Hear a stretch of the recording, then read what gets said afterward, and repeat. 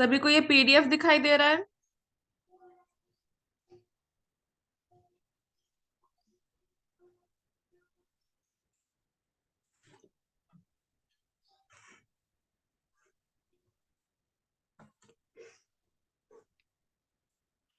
देखिए, कल हमने पढ़ा था issue of share at par. Par का मतलब जब शेयर की फेस वैल्यू और इशू वैल्यू सेम रहती है तो उसे अपन बोलते हैं issue of share at par. Issue of share at premium का मतलब जब शेयर की फेस वैल्यू होती है कितनी, या फिर बोल सकते हैं ओरिजिनल वैल्यू होती है कितनी। मान लीजिए 100 रुपए होती, लेकिन हम लोग उसे इशू कितने में करते हैं, ज्यादा में करते हैं, तो उसे अपन बोलते हैं issue of share at premium. वैसे ही issue of share at discount, जो शेयर की ओरिजिनल वैल्यू रहती है उससे अपन कम में बेचते हैं, उसे अपन बोलते हैं issue of share at discount. उसकी एंट्री देख लेते हैं, है ना। उसकी एंट्री देख लेते हैं, उसकी एंट्री क्या होगी जब हम डिस्काउंट करेंगे तो। यूजुअली और हमेशा ये ध्यान रखिएगा, डिस्काउंट हमेशा एप्लीकेशन के टाइम नहीं, डिस्काउंट हमेशा अलॉटमेंट के टाइम ही दिया जाता है। ठीक है, the following journal entry is passed on the issue of share at discount at the times of allotment। Allotment के टाइम ही डिस्काउंट को अलाउ किया जाता है।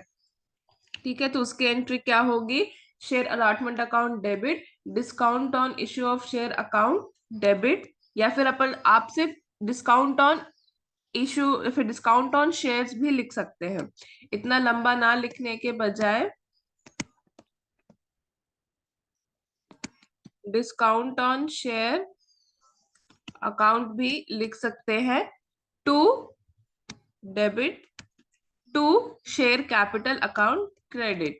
ठीक है, डिस्काउंट क्या है, डिस्काउंट किस टाइप का अकाउंट है?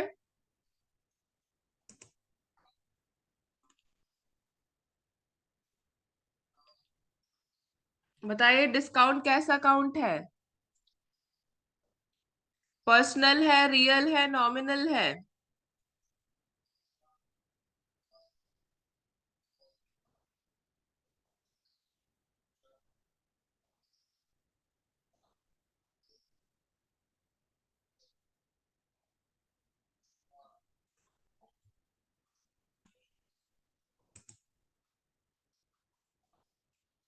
नॉमिनल है, इसलिए हम लोग उसे डेबिट करेंगे। क्यों? क्योंकि हमारे लिए वो क्या है, एक एक्सपेंस है। तो एक्सपेंस क्या होता है, डेबिट होता है। Debit all the expenses and losses and credit all incomes and gain.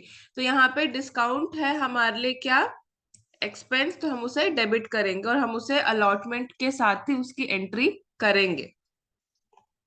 ठीक है, यहाँ पे एग्जाम्पल देख लेते हैं इसका। यहाँ पे एक company issued 10,000 shares of 15 each at discount of rupees 1 per share payable rupees 5 on application and balance on allotment। ठीक है, all the shares offered were applied for all allotted, the money due on allotment was received. तो यहाँ पे बोला गया है कि company ने 10,000 शेयर इशू किए हैं 15 रुपए के हिसाब से, और 15 रुपए में से 1 रुपए उसने डिस्काउंट दिया है। ठीक है, 5 रुपए एप्लीकेशन पे है और बाकी जितना रिमेनिंग है वो अलॉटमेंट में है। मतलब अलॉटमेंट में 10 रुपए है और अलॉटमेंट में ही हमको डिस्काउंट लगाना होता है, तो 1 रुपए हमको डिस्काउंट मिला है। ठीक है, उसकी एंट्री क्या होगी, सबसे पहले हम किसकी एंट्री करते हैं, फर्स्ट इंस्टॉलमेंट की एंट्री करते हैं, जो कि हमारा होता है एप्लीकेशन की एंट्री। ठीक है, वो होगी bank account debit to share application account credit, 50,000 50,000। यहाँ पे 50,000 कैसा आया, कंपनी ने 10,000 शेयर इशू किए और एप्लीकेशन का पैसा कितना था, 5 रुपीज और एप्लीकेशन, मतलब 10,000 इंटू 5, 50,000। फिर हम लोग क्या करेंगे, शेयर एप्लीकेशन के पैसे को हम लोग शेयर कैपिटल में ट्रांसफर करेंगे। Share capital account debit to, sorry, share application account debit to share capital account credit.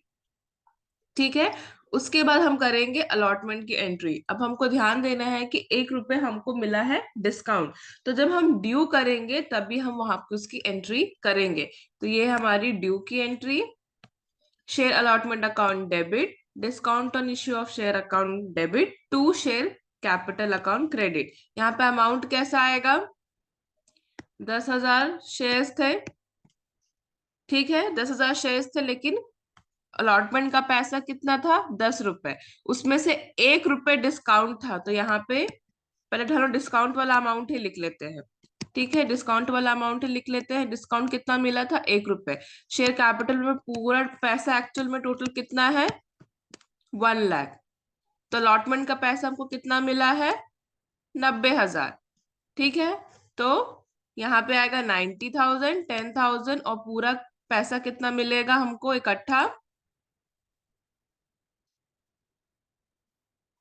1 lakh. फिर हम क्या करेंगे?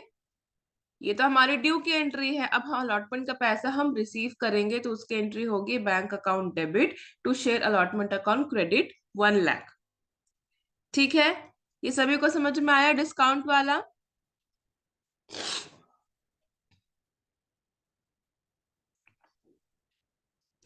नेक्स्ट हम लोग आगे बढ़ते हैं, calls in arrears. Calls in arrears मतलब क्या होता है? Share holders do not pay the call amount on due date. When any shareholders fails to pay the amount due on allotment or any of the calls, such amount is known as calls in arrears या unpaid calls। ठीक है, ये होता है जैसे कि company call करती है, एप्लीकेशन का पैसा तो वो देती ही है। जब अलॉटमेंट की बारी आती है, उनको ड्यू किया जाता है, लेकिन वो पेमेंट नहीं करते हैं, या तो फिर अलॉटमेंट के टाइम, या तो फिर किसी कॉल को जब उनको पे करना होता है, चाहे वो फर्स्ट कॉल हो, सेकंड कॉल हो या फाइनल कॉल हो, तो वो उस कॉल या अलॉटमेंट का पैसा नहीं पे करती, या तो फिर फेल हो जाती है पे करने के लिए, तो उसे हम लोग बोलते हैं कॉल्स इन एरियर्स या अनपेड कॉल्स। ठीक है, तो उसकी एंट्री होगी calls in arrears account debit to share first call account credit. यहाँ पे एग्जाम्पल दिया हुआ है फर्स्ट कॉल का, हो सकता है कि कोई शेयर होल्डर अलॉटमेंट का पैसा ना दे, तो यहाँ पे टू शेयर अलॉटमेंट या अलॉटमेंट अकाउंट भी अपन लिखेंगे। ठीक है, इसकी एंट्री ये होगी। छोटा सा एग्जांपल देखते हुए जाते हैं। Chronic limited issue 10,000 equity shares. यहाँ पे प्रॉपरली लिखा हुआ है इक्विटी शेयर्स, तो हम लोग इसके सोल्यूशन में भी इक्विटी शेयर्स लिखेंगे। 10,000 equity share of ₹10 each payable eight 2.50 on application. 2.50 on application है का पैसा है, 3 रुपए अलॉटमेंट में है, 2 रुपए फर्स्ट कॉल पे है, और जितना बैलेंस बच रहा है 2.5 रुपीज, और वो है किस पे? सेकेंड और फाइनल कॉल पे। All shares were duly all shares were fully subscribed and paid except for a shareholder having 100 shares who could not pay for second and final call। Give the journal entries to record these transaction. यहाँ पे बोला गया है कि chronic limited company है, उसने 10,000 share equity shares issue किए हैं। पेबल 2.5 है एप्लीकेशन में, 3 रुपए अलॉटमेंट में, 2 फर्स्ट कॉल पे, और रिमेनिंग जो बचा है 2.5 सेकेंड और फाइनल कॉल पे। लेकिन ऐसा एक शेयर होल्डर है जो 100 शेयर होल्ड कर रहा है, उस एक शेयर होल्डर ने 100 शेयर को खरीदा है, लेकिन उसका वो सेकेंड और फाइनल कॉल का पैसा नहीं दे पाया। ठीक है, तो उसकी अपने को एंट्री करनी है। सबसे पहले हम वही करेंगे। बैंक एप्लीकेशन की एंट्री होगी, बैंक अकाउंट डेबिट हुई, इक्विटी। यहाँ पे सोल्यूशन में अगर क्वेश्चन में लिखा है इक्विटी शेयर्स, तो हम यहाँ पर भी इक्विटी शेयर एप्लीकेशन ऐसे लिखेंगे। अगर सिर्फ शेयर्स लिखे हैं तो अपन नॉर्मली सिर्फ शेयर एप्लीकेशन ही लिखेंगे, लेकिन यहाँ पे क्वेश्चन में इक्विटी शेयर बोला गया है, तो हम यहाँ पे टू इक्विटी शेयर एप्लीकेशन लिखेंगे। अमाउंट बस मैं आपको एंट्री आप लोग को याद हो गई होगी, मैं अमाउंट से बताते जा रही हूँ। 10,000 इंटू 2.50। 2.50 25,000। फिर ये हमारी हो गई, ये रिसीविंग की एंट्री हो गई। फिर ये ट्रांसफर की एंट्री होगी, शेयर इक्विटी शेयर एप्लीकेशन के पैसे को हम लोग ट्रांसफर करेंगे शेयर कैपिटल में 25,000 रुपए। फिर आती है हम अलॉटमेंट की बारी, 10,000 शेयर इंटू 3, ये थी हमारी ड्यू की एंट्री। फिर हम करेंगे रिसीविंग की एंट्री, ये तो हो गया। फिर हमारे first call, equity first call account debit to equity share capital account credit, ये हमारी ड्यू की एंट्री 10,000 इंटू 2। ये फिर हम रिसीविंग की एंट्री करेंगे, bank account debit to equity first share first call, वही सेम अमाउंट आएगा 10,000 इंटू 2। फिर हम आते हैं सेकेंड कॉल पे, ड्यू की एंट्री तो हम सेम एज इट इज जैसे करेंगे तभी करेंगे, ठीक है, क्योंकि हमने उनको ड्यू तो किया था, है ना, जो 100 शेयर होल्ड कर रहा है उसको हमने ड्यू तो किया था, लेकिन उसने पेमेंट नहीं किया, तो हम जब रिसीविंग की एंट्री करते हैं तब कॉल्स इन एरियर वाले हम एंट्री करेंगे। ड्यू की एंट्री कितनी थी, 10,000 शेयर, रिमेनिंग कितना बचा था, 2.5 ही बचा था, तो 25,000 रुपये हमने ड्यू किया। अब हम करेंगे रिसीविंग की एंट्री, ठीक है, लिख देंगे bank account debit, calls in arrears account debit to equity share second and final call account credit, ठीक है। एंट्री कैसे करेंगे, सबसे पहले हमको जितना टोटल अमाउंट रिसीव हुआ है उसको अपन लिख लेंगे 10,000 इंटू 2.5। कॉल्स इन एरियर्स कितना, कितना ऐसे शेयर्स थे जिनके पैसे हमको नहीं मिले, 100 शेयर थे, 100 शेयर के हमको पैसे नहीं मिले। सेकेंड और फाइनल कॉल का पैसा कितना था, 2.5, कितना आ जाएगा, 250। अब 10,000 शेयर्स थे, कितने के पैसे नहीं मिले, 100 के शेयर पैसे नहीं मिले, कितना अमाउंट आया, 990 आया, सॉरी 9,900 आया, 9,900 इंटू 2.5, 24,750। ये कैलकुलेशन समझ में आ गया, ये रिसीविंग की एंट्री है, ये कैलकुलेशन सभी को समझ में आ गया।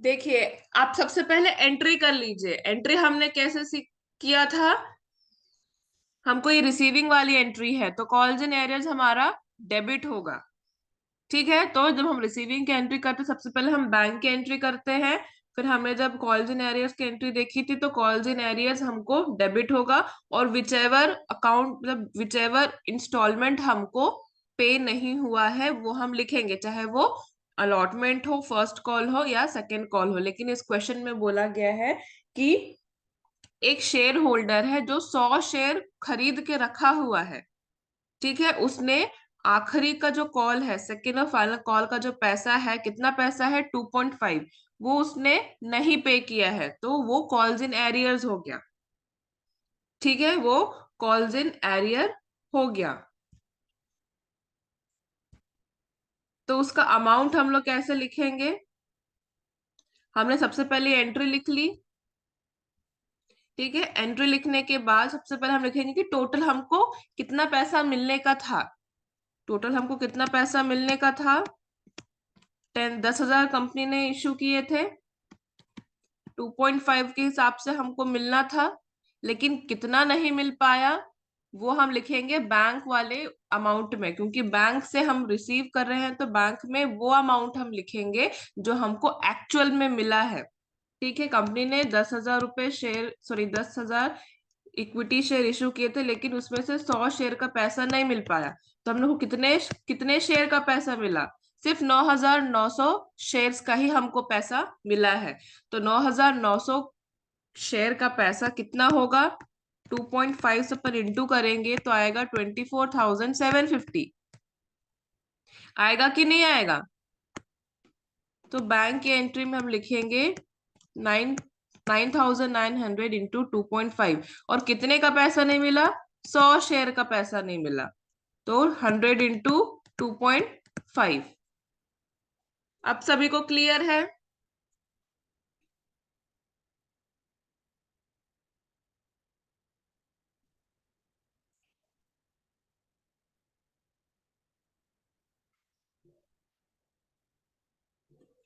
ठीक है, ये हो गया हमारा कॉल्स इन एरियर्स का केस। अब पर हम पढ़ेंगे calls in advance. Called in advance नाम से समझ में आ रहा है कि जो शेयर होल्डर होता है वो एडवांस में ही अपना पैसा दे देता है। ठीक है, यहाँ लिखा है sometimes share holders pay a part or whole of the amount of call not yet made, the amount so receive from the share holders is called as calls in advance. ठीक है, इसकी एंट्री देख लेते हैं। Bank account debit to calls in advance. ठीक है, bank account, ये receiving वाली एंट्री, मतलब हमको क्या हो रहा है, रिसीव हो रहा है एडवांस का पैसा, तो बैंक अकाउंट डेबिट होगा, to calls in advance account credit होगा। ठीक है, जब हम एडवांस का जब हम कर लेंगे, रिसीव कर लेंगे, तो कहाँ पे उसने दिया है एडवांस, उसका हम लोग एडजस्टमेंट वाली एंट्री भी करेंगे। फॉर एग्जाम्पल, अगर उसने अलॉटमेंट के टाइम ही दे दिया है कॉल का पैसा, तो अलॉटमेंट के टाइम तो हम लोग पूरा पैसा लिखेंगे कि हमको एडवांस का पैसा हमको मिल गया है। लेकिन जो पैसा हमको कॉल में मिलना था, हम वहां पे उसकी एडजस्टमेंट की एंट्री करेंगे, वहां पे दिखाएंगे कि कॉल का पैसा इतना नहीं मिला है। क्यों? क्योंकि उसने क्या किया है, एडवांस में ही अलॉटमेंट में कॉल का पैसा दे दिया है, तो उसकी एंट्री यहाँ पे होगी calls in advance account debit to particular account, जहां कहीं भी उसने एडवांस का पेमेंट किया है। ठीक है, ये याद रखिएगा। बैंक अकाउंट डेबिट हो रहा है जब हमको रिसीव हो रहा है। अब ये कॉल्स एंड एडवांस का एडजस्टमेंट वाला एंट्री है कि हमने जहां कहीं भी एडवांस पेमेंट किया है वहां उसकी एंट्री होगी। ठीक है, यहां से एग्जांपल है, a company issues 10,000 shares of 10 each payable 3 on application, 3 on allotment and balance of ₹4 on first and final call. The company made its allotment due, but A, the holder of 100 shares, paid the entire amount of share together with allotment। यहाँ पे बोला गया है कि जो एक share holder है, 100 share उसने खरीद के रखे हैं, उसने क्या किया है, कॉल का पैसा जो ₹4 के हिसाब से उसको चुकाना था, उसने क्या किया, एडवांस में ही उसको पे कर दिया। किसके साथ? अलॉटमेंट के साथ। अलॉटमेंट का पैसा तो वो दे ही रहा है ₹3 के हिसाब से, लेकिन उसने अलॉटमेंट के साथ ही ₹4 के हिसाब से जो उसको पे करना था फर्स्ट और फाइनल कॉल का, उसने एडवांस में ही पे कर दिया है अलॉटमेंट के साथ। ठीक है, उसकी एंट्री देखते हैं। सबसे पहले हम एप्लीकेशन की ही करेंगे। ये हो जाएगी हमारी रिसीविंग की एंट्री, फिर ये हो जाएगी हमारी ट्रांसफर की एंट्री। ठीक है, उसके बाद हम डायरेक्ट आते हैं अलॉटमेंट की। इसका अमाउंट में लिख देती हूँ, 10,000 शेयर अलॉटमेंट। एप्लीकेशन का पैसा कितना था? 3 रुपए।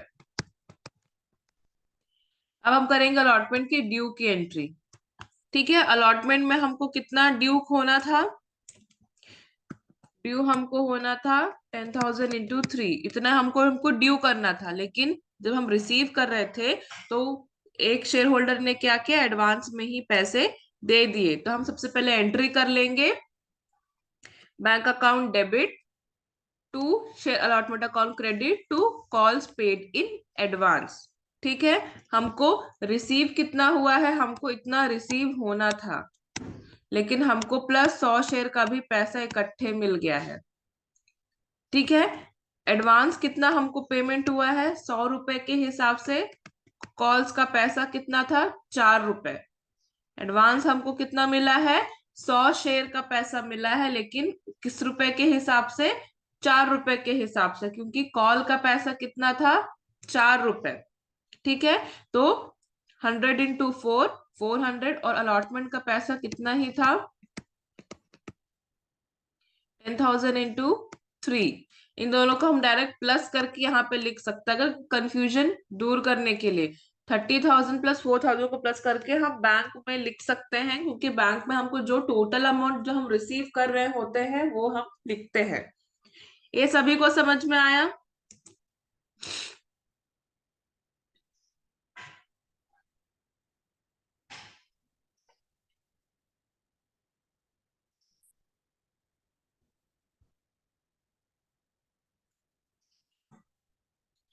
नरेशन भी आप लोग साथ में देखते जाएंगे, अगर आप लोग सभी को कंफ्यूजन होगा। ये बस मैंने यहाँ पे लिखा हुआ है कि 10,000 शेयर का पैसा तो हमको मिला ही है, प्लस हमको 100 शेयर का कॉल्स का पैसा एडवांस मिला है। ये बस मैंने आपको समझाने के लिए यहाँ लिखा है।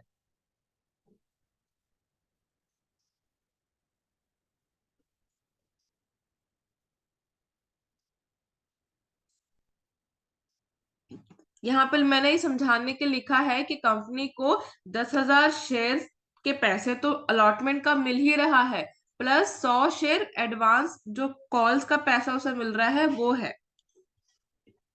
ठीक है, उसका अमाउंट 30,400 ही होगा। जैसे मैंने बोला कि सबसे पहले आप लोग क्या करें, कंफ्यूजन दूर करने के लिए सबसे पहले जो एडवांस का पैसा मिला है आपको वो लिख लीजिए, और अलॉटमेंट का पैसा कितना मिलना था वो लिख लीजिए।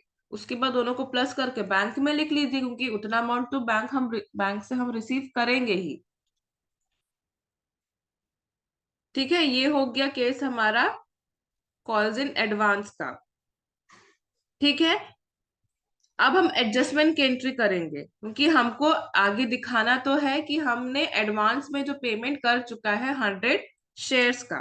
ठीक है, अब हम, ये तो हमारी रिसीविंग की एंट्री हो गई अलॉटमेंट की। अब हम करेंगे फर्स्ट और फाइनल कॉल की एंट्री। सबसे पहले ड्यू की एंट्री होगी, 10,000 शेयर्स इंटू 40,000। ठीक है, अब जब हम करेंगे रिसीविंग की एंट्री तो कॉल्स इन एडवांस हमारा क्या हो जाएगा, डेबिट हो जाएगा, मैंने बोला था। ठीक है, तो एंट्री होगी bank account debit, calls in, call paid in advance account debit to share first and final call account credit. Amount हम वैसे लिख लेते हैं कि हमको टोटल पैसे कितने मिलने थे, 40,000 रुपए मिलने थे, लेकिन हमने एडवांस कितना दे दिया है, हमने ये 400 रुपये ऑलरेडी दे दिया है। ठीक है, तो 9,900 रुपये 4 रुपए के हिसाब से कितना आएगा,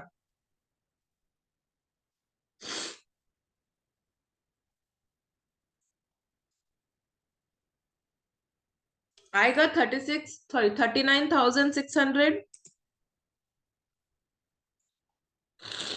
ये एंट्री समझ में आई?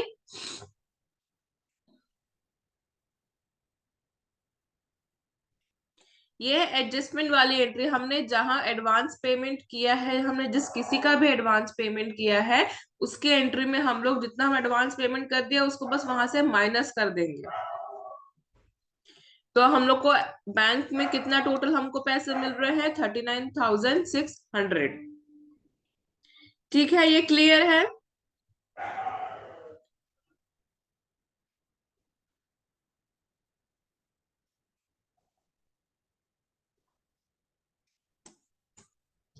नेक्स्ट हम लोग नेक्स्ट टॉपिक में आते हैं, सब्सक्रिप्शन ऑफ शेयर्स। ठीक है, फिर से हम लगाते हैं सब्सक्रिप्शन और सब्सक्रिप्शन ऑफ शेयर। ये होता है कि whenever a company decides to issue shares to public, it invites application for subscription by issuing a prospectus। ये हमने पहले ही पढ़ा था। It is not necessary that company receive full application for the number of shares to be issued by it। ये वाला subscription of shares क्या कहता है कि जब भी कंपनी अपने शेयर्स इशू करती है पब्लिक को, ठीक है, जरूरी नहीं कि जितने शेयर्स उसने इशू किए हैं वो सभी के लिए हमको एप्लीकेशन आए। ठीक है, वो सभी के लिए हमको एप्लीकेशन आए। इसमें तीन केस हो सकते हैं, या तो फुल सब्सक्रिप्शन हो सकता है, मतलब कि कंपनी ने मान लो 100 शेयर इशू किए हैं और 100 शेयर के लिए ही हमको पूरा क्या आया है, सब्सक्रिप्शन आया है। ना उससे ज्यादा ना उससे कम। एग्जैक्ट 100 शेयर हमने इशू किए, 100 शेयर के हमारे पास एप्लीकेशन आ गए। ये होता है हमारा फुल सब्सक्रिप्शन का केस। अंडर सब्सक्रिप्शन का केस मतलब क्या होता है, कंपनी ने 100 शेयर इशू तो किए हैं, लेकिन सिर्फ 90 शेयर के लिए हमको सिर्फ एप्लीकेशन आए हैं, और 10 ऐसे शेयर है जो अभी भी बचे हुए हैं, वो अभी भी मार्केट में लगे हुए हैं। ठीक है, 10 शेयर के हमको एप्लीकेशन नहीं आए हैं, वो हमारा हो जाएगा अंडर सब्सक्रिप्शन का केस। फिर हम आते हैं ओवर सब्सक्रिप्शन। नाम से समझ में आ रहा है, कंपनी ने 100 शेयर इशू किए हैं, लेकिन हमको एप्लीकेशन कितने का आया है, मान लो 110 रुपए का आया है। ठीक है, ये तीन पॉसिबिलिटीज होती है सब्सक्रिप्शन ऑफ शेयर्स में। इसको हम डायरेक्ट एक एग्जांपल से हम पढ़ देखते जाएंगे, और उसके एंट्री भी देखते जाएंगे। ठीक है, यहाँ पे वेंचर लिमिटेड है एक कंपनी, उसने 10,000 इक्विटी शेयर्स, यहाँ पर भी इक्विटी शेयर्स लिखा हुआ है, तो ध्यान रखिए हमको सोल्यूशन में इक्विटी शेयर्स लिखने हैं। ठीक है, इक्विटी शेयर्स इशू किए हैं 100 रुपए के हिसाब से। अमाउंट पेबल है, फर्स्ट यहाँ पे डेट भी दिए हुए हैं, इस क्वेश्चन में डेट भी दिए हुए हैं, तो हम यहाँ पे डेट भी लिखेंगे। आपको जर्नल एंट्री का फॉर्मेट तो पता हुआ है, सबसे पहले हम लिखते हैं डेट, पर्टिकुलर, लेजर फोलियो, फिर डेबिट, फिर क्रेडिट। ठीक है, वही फॉर्मेट में हमको बनाना है। यहाँ पे डेट दिया हुआ है 1 जनवरी 2018, एप्लीकेशन में है 20 रुपए, 1 फरवरी अलॉटमेंट में है 50 रुपए, और 1 मार्च है फर्स्ट फाइनल कॉल में 30 रुपए। ठीक है, टोटल आ जाएगा 100, आ जाएगा 20 + 50 + 30।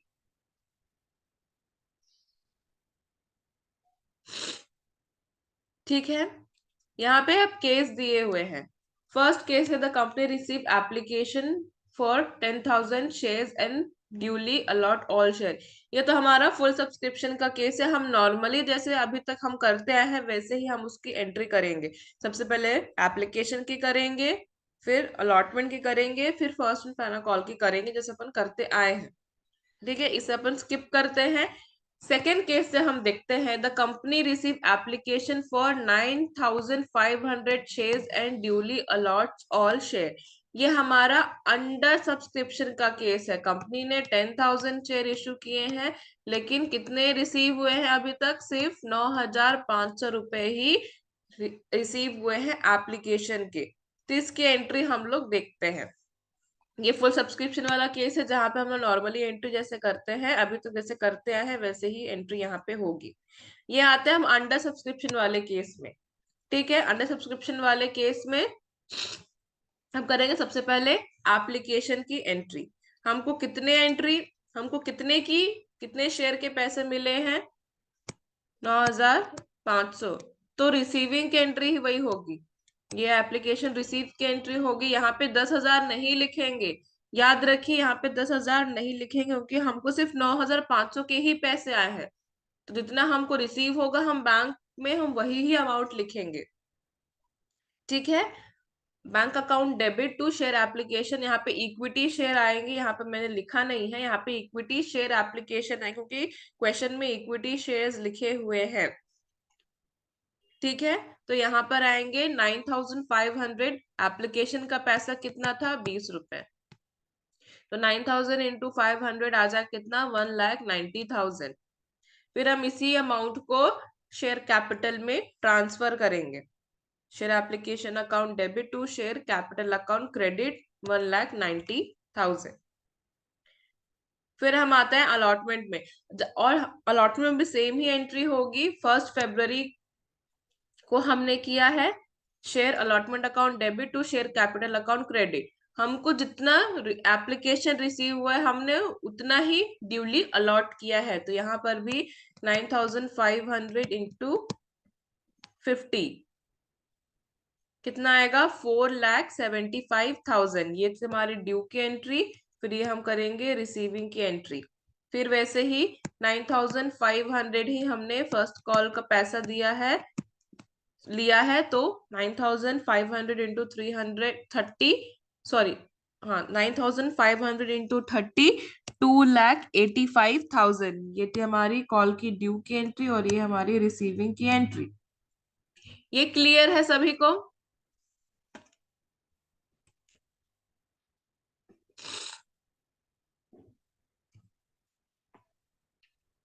अंडर सब्सक्रिप्शन सभी को समझ में आ गया?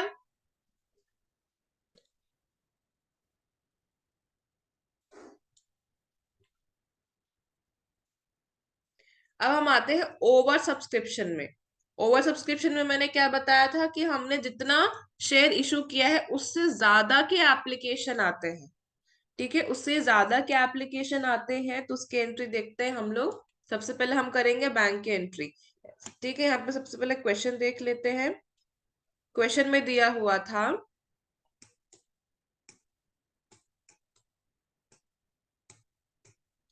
क्वेश्चन में दिया हुआ था company receive applicants application for 12,000 shares. It accepts the application for 10,000 shares and rejects the remaining one. It is duly allot all share. यहाँ पे बोला गया है कंपनी ने कितने शेयर इशू किए थे, 10,000 इक्विटी शेयर इशू किए थे, लेकिन हमको एप्लीकेशन कितने का आया है, 12,000 का आया है। तो कंपनी ने सिर्फ 10,000 शेयर्स ही ड्यूली अलॉट किया है और जो रिमेनिंग कितना है एक्स्ट्रा, 2,000 शेयर हमको एक्स्ट्रा आए हैं, तो उसको क्या किया है, उसने कंपनी ने क्या कर दिया है, रिजेक्ट कर दिया है, मतलब उसे वापस कर दिया है। क्योंकि जैसे हमने पहले ही पढ़ा था कि अगर हम जितना हमारे पास ऑथराइज्ड शेयर्स होते हैं उतने ही हम क्या कर सकते हैं, इशू कर सकते हैं, उससे ज्यादा नहीं कर सकते। उससे भले कम कर सकते हैं लेकिन उससे ज्यादा नहीं कर सकते हैं। और इसके हमने पहले एंट्री भी पढ़ी थी कि अगर कंपनी ने अगर कुछ शेयर रिटर्न कर रहे होते हैं तो उस समय बैंक अकाउंट क्या होता है, क्रेडिट हो जाता है, क्योंकि हमसे पैसा जा रहा है। एज अ कंपनी हमसे पैसा जा रहा है, मतलब वो क्रेडिट होगा।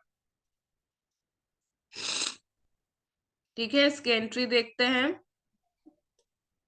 ये है ओवर सब्सक्रिप्शन का केस।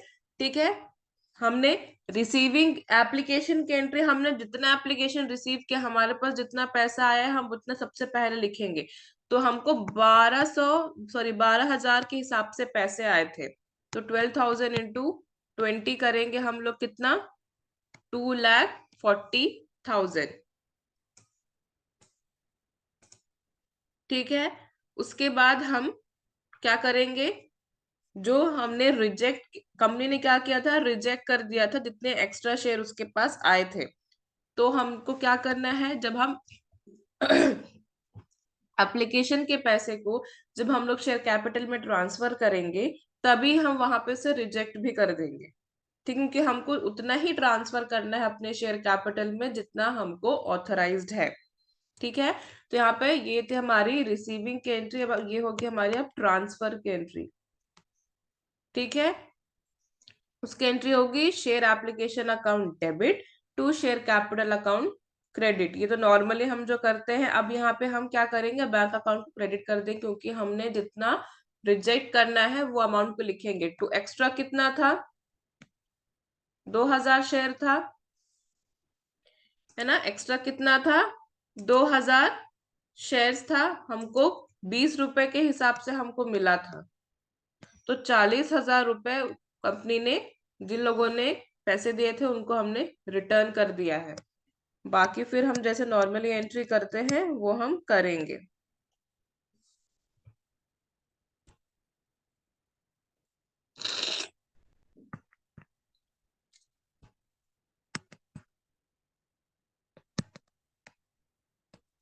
ठीक है, ये एंट्री सभी को समझ में आ गई?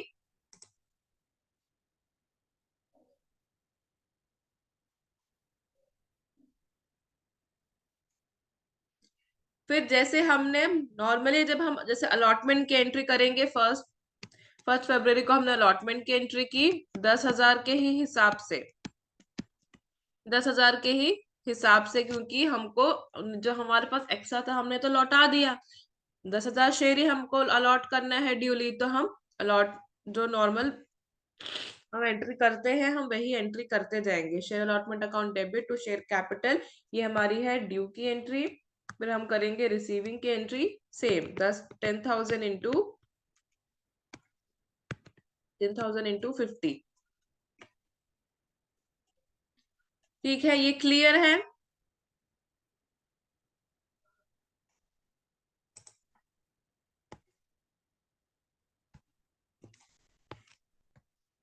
लास्टली हम जैसे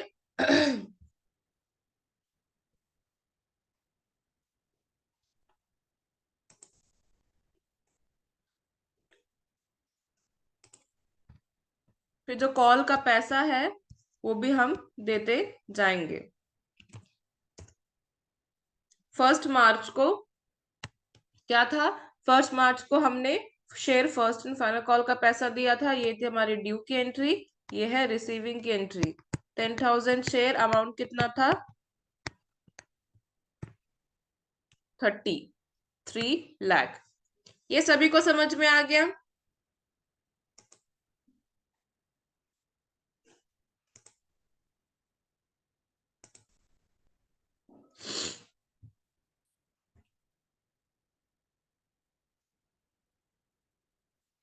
ठीक है, नेक्स्ट एक और एक टॉपिक बचा हुआ है इशू ऑफ शेयर्स में, वो बहुत इंपॉर्टेंट है, ये क्वेश्चन में पूछ भी सकता है। ठीक है, अभी तक हमने जितना पढ़ा है ये भी इंपॉर्टेंट है, एग्जाम में इसके प्रैक्टिकल पूछे भी जाते हैं, आपके शायद असाइनमेंट में भी ये क्वेश्चन ऐसे पूछे गए हैं।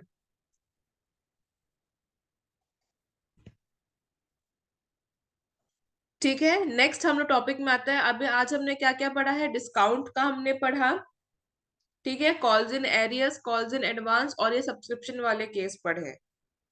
ठीक है, 3 पॉसिबिलिटीज होती है सब्सक्रिप्शन में: फुल सब्सक्रिप्शन, अंडर सब्सक्रिप्शन और ओवर सब्सक्रिप्शन। नेक्स्ट टॉपिक में हम लोग आते हैं जो कि हमारा है 4 फीचर ऑफ शेयर्स।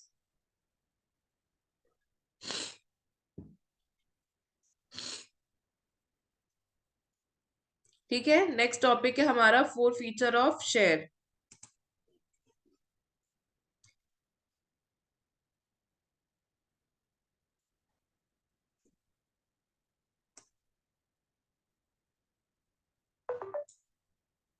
इसे भी हम लोग जल्दी से कवर कर लेते हैं।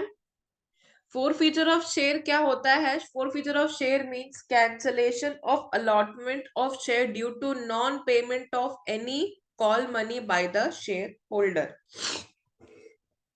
1 सेकंड वेट करेंगे।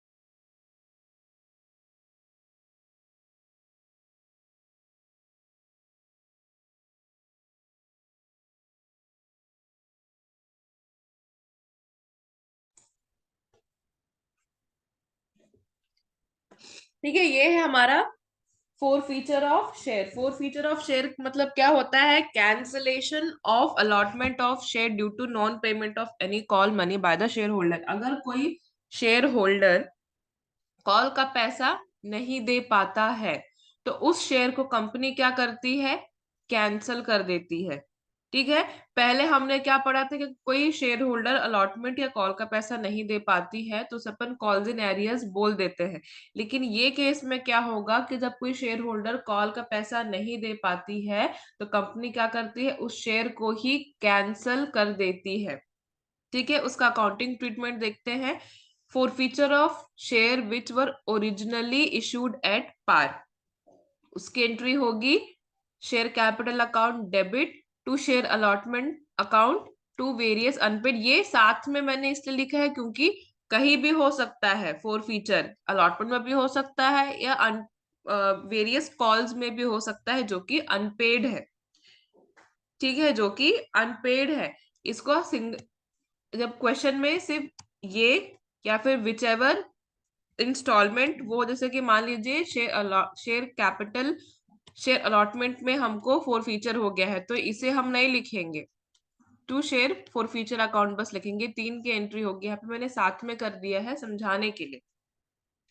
ठीक है, to share call capital account debit to share allotment account credit to various unpaid call account credit to share forfeiture account credit, amount already received वाला यहाँ पे हम लोग लिखेंगे।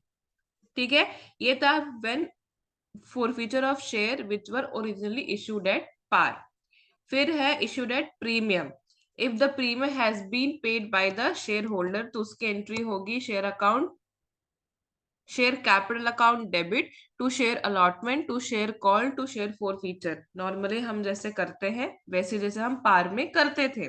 लेकिन if premium has not been paid by the share holder, अगर share holder ने premium का पैसा नहीं दिया है तो उसकी एंट्री होगी share capital account debit securities premium account debit to share allotment to share call to forfeiture share.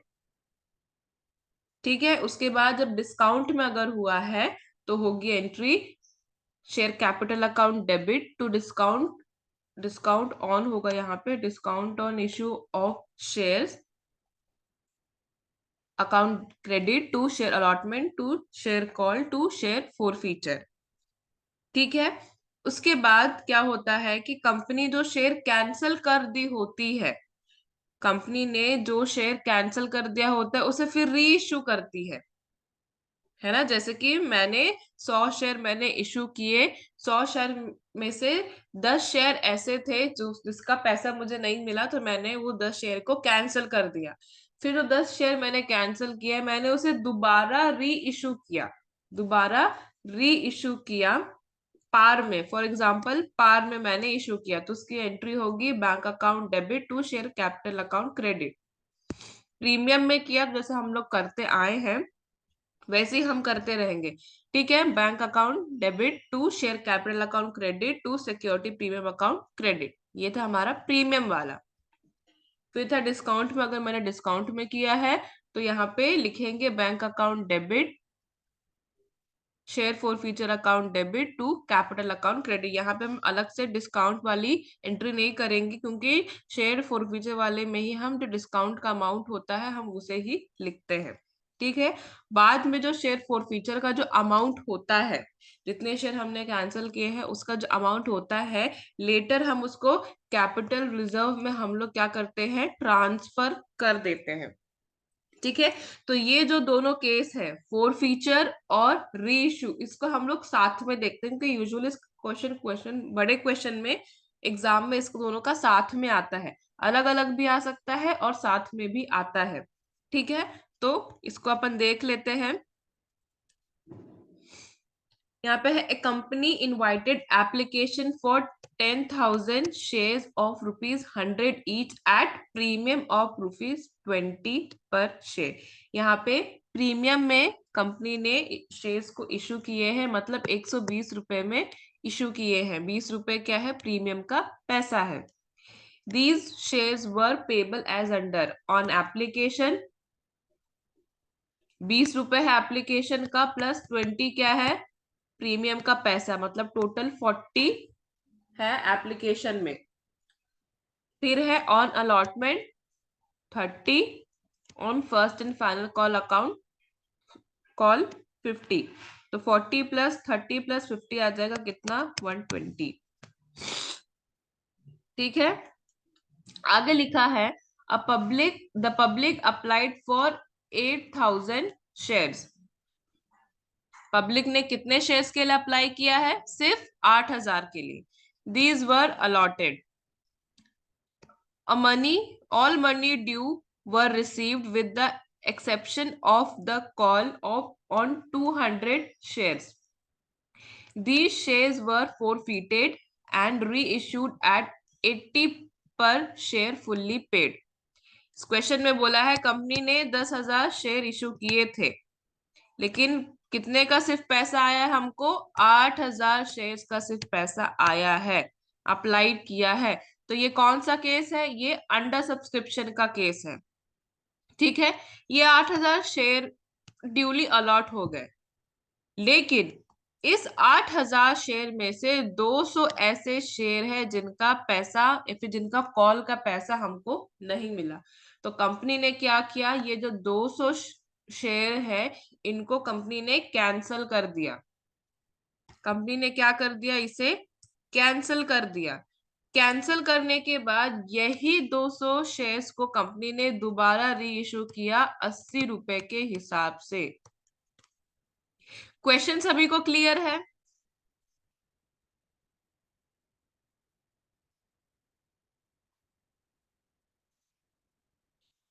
Question सभी को क्लियर है?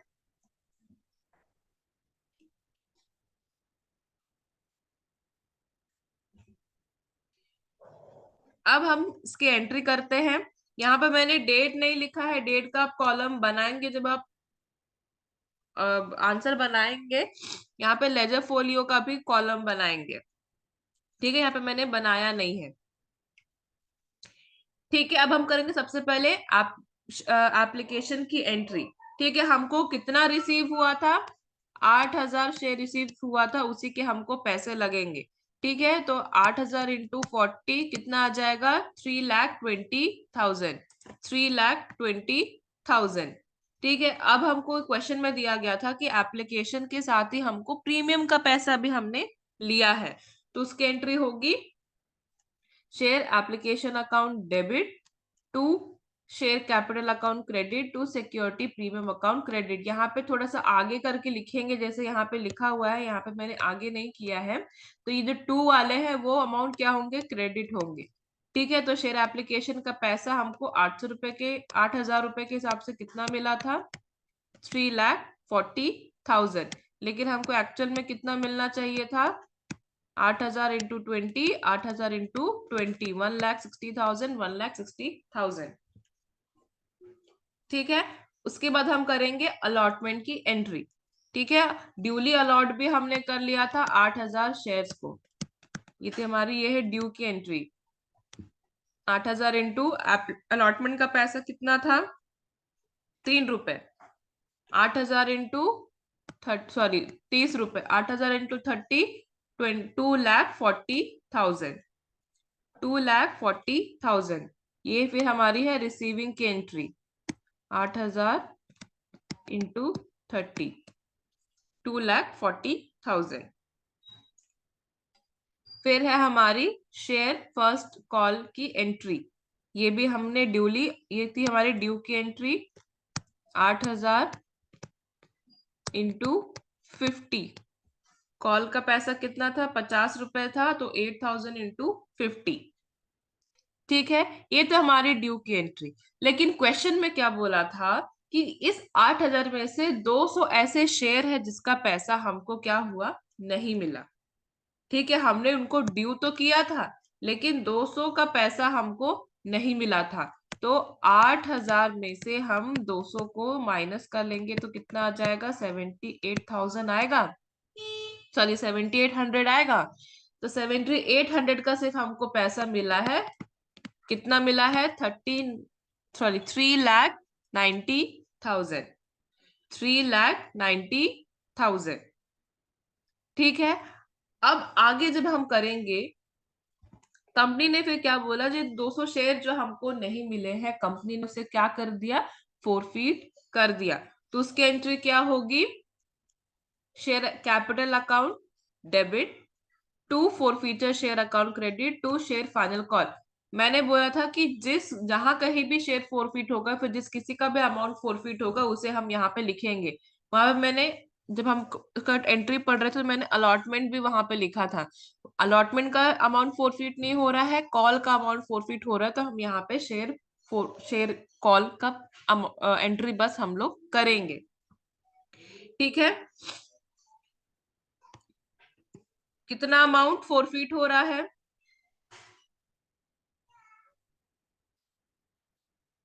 कितना अमाउंट फोरफीट हो रहा है? 200 के हिसाब से फोरफीचर का अमाउंट कितना होगा? 10,000 आएगा। और यही 10,000 का हमको पैसा नहीं मिला है ना? अगर आपको ये अमाउंट भी समझ में नहीं आ रहा, या तो फिर ये शेयर कॉल या फोरफीचर शेयर का तो अमाउंट को समझ में आ गया, 200 इंटू 50, क्योंकि इतने का पैसे नहीं मिला है। अगर आपको ये 10,000 समझ में नहीं आता है, तो आप लोग सिंपली क्या कर सकते हैं? जितना हमने ड्यू किया था और जितना हमको रिसीव हुआ था, इन दोनों को माइनस करके भी आप यहाँ पे शेयर कॉल का अमाउंट का पैसा लिख सकते हैं। फिर इन दोनों को प्लस करके हम जो शेयर कैपिटल का अमाउंट है वो हम यहाँ पे डायरेक्ट लिख देंगे। ठीक है, इन दोनों को यहाँ पे प्लस करके शेयर कैपिटल का जो अमाउंट है 20,000 रुपए, हम उसे यहाँ पे ऐसे लिख लेंगे।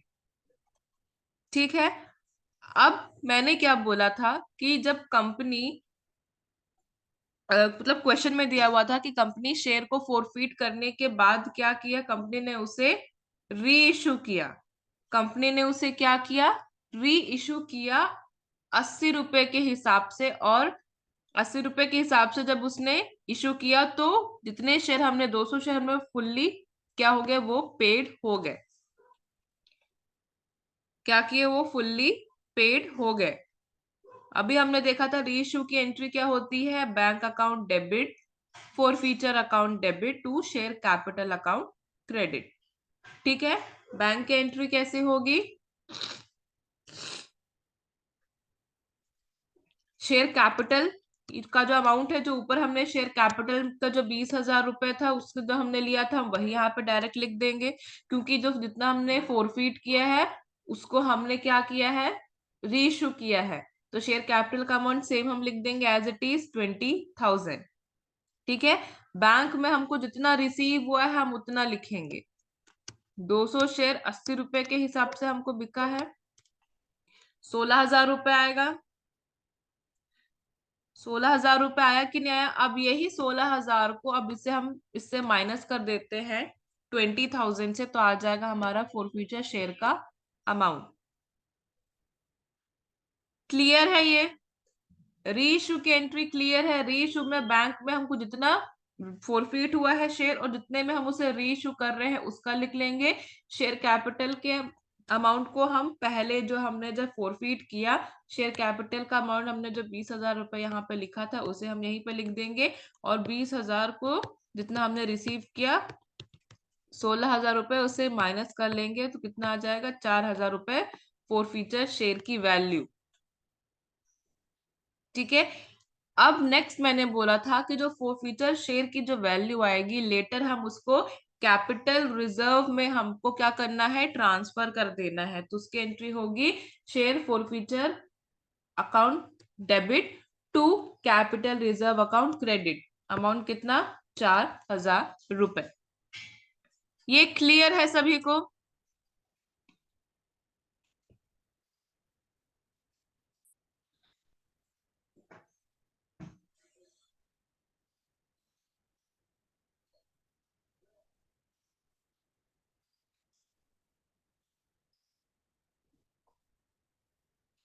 देखिए री इशू में दोबारा बता रही हूं कि देखिए कंपनी ने 200 शेयर को क्या किया, कैंसिल कर दिया।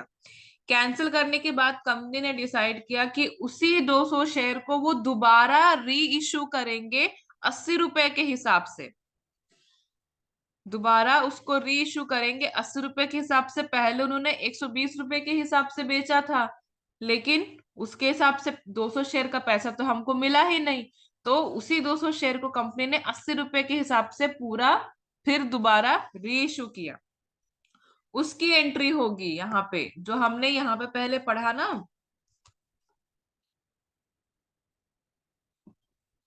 री इशू का हमने यहाँ पे पढ़ा है entry, bank account debit to share capital account. Reissue हम फिर वही करेंगे फोर फीचर अकाउंट करके, bank account debit to share capital to share forfeiture. ठीक है, क्लियर हो गया। अभी री इशू हमने जब किया उसकी एंट्री क्या होगी, bank account debit forfeiture share account debit to share capital account credit. यहाँ पे क्वेश्चन में आपको बस याद रखना है फॉर फ्यूचर अकाउंट लिखना है। अगर प्रीमियम में करेंगे, अगर हमको प्रीमियम में हम दोबारा इसको री इशू करते तो उसकी एंट्री क्या होती, उसकी एंट्री क्या होती,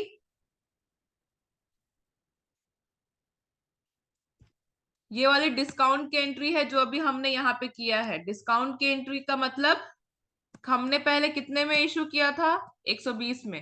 अब कंपनी क्या कर रही है, उसे कितने में बेच रही है, 80 रुपए में बेच रही है, मतलब डिस्काउंट में दोबारा बेच रही है। तो उसकी एंट्री होगी bank account debit forfeiture share account debit to share capital account credit. अगर पार में बेच रही होती मतलब 120 रुपए में बेच रही थी और दोबारा भी उसको 120 रुपए में ही बेच रही है प्रीमियम के साथ। क्लियर है अब?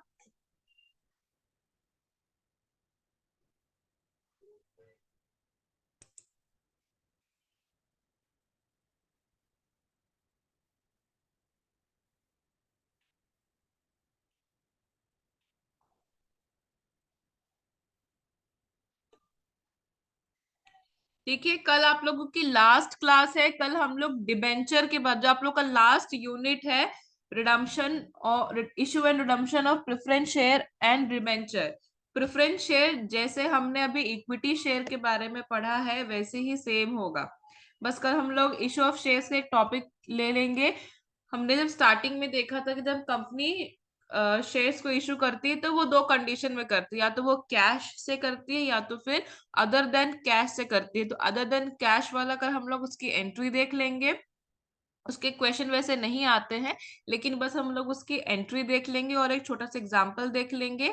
फिर हम लोग डिबेंचर्स में जाएंगे। प्रेफरेंस शेयर जैसे हम इक्विटी शेयर्स को करते आए हैं वैसे ही होगा, बस हमको इक्विटी शेयर की जगह हमको प्रेफरेंस शेयर लिखना है।